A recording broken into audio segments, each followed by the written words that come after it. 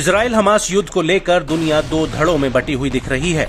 एक तरफ अमेरिका की अगुवाई में ब्रिटेन, जर्मनी, फ्रांस जैसे देश इजराइल के साथ खड़े हैं, तो वहीं दूसरी तरफ हमास के पाले में यमन, लेबनान, चीन और रूस जैसे देश खड़े हैं। रूस शुरुआत से ही हमास के नेताओं की मेजबानी करता रहा है।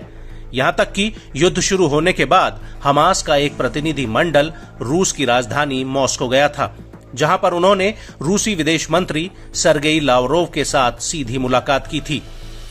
रूस खुले तौर पर एक स्वतंत्र फिलिस्तीनी देश की वकालत करता आया है, क्योंकि वो मिडिल ईस्ट में अपना प्रभाव और ज्यादा बढ़ाकर अमेरिका की ताकत को कम करना चाहता है। और रूस मिडिल ईस्ट में यमन के हूती, लेबनान के हिजबुल्ला और ईरान के साथ खड़ा हुआ दिखाई देता है।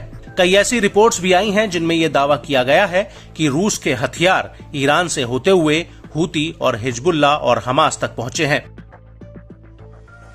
और अब इसी कड़ी में रूस के संयुक्त राष्ट्र में स्थायी प्रतिनिधि वैसिली नेबेंजिया ने यमन के हालातों को लेकर अमेरिका और कुछ पश्चिमी देशों को जमकर लताड़ लगाई है। वैसिली का कहना है कि अमेरिका और उसके सहयोगी यमन में तनाव को कम करने के बजाय उसे और भड़काने में लगे हुए हैं।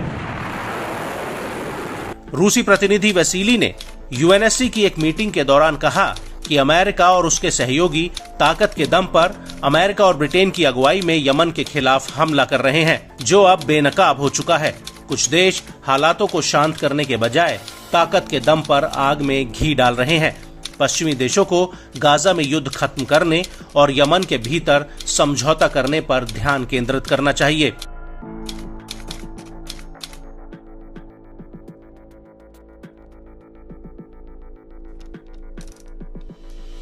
रूस के राजदूत ने अपने इसी बयान में आगे कहा कि अमेरिका और ब्रिटेन के यमन पर हमला करने के करीब 6 महीने बाद भी वो यमनी सशस्त्र बलों की ताकत को कम नहीं कर पाए हैं।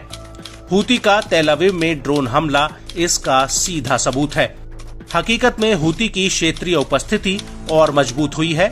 उसने जहाजों पर हमले बढ़ाए और तेल अवीव में हमले के बाद उसकी लोकप्रियता और बढ़ गई है।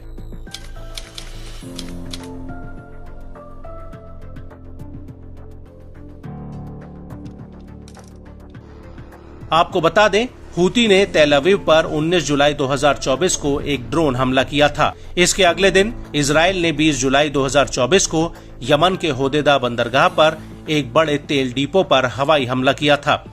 और रूसी राजदूत का कहना है कि ये घटना सीधे गाजा के हालातों से जुड़ी हुई है। गाजा और लाल सागर में जो हो रहा है वो स्पष्ट रूप से इससे जुड़ा है। रूस का कहना है कि पश्चिम द्वारा इजराइल को आंख बंद करके मदद देना पूरी तरह से गलत है। इसकी वजह से यमन के भीतर मानवीय हालात खराब होते जा रहे हैं और इससे यमन के कृषि क्षेत्र पर भारी मार पड़ी है। आपको बता दें कि जब यूएनएससी में रूस ने इजराइल और अमेरिका के खिलाफ मोर्चा खोला तो चीन भी उसकी हां में हां मिलाने लगा।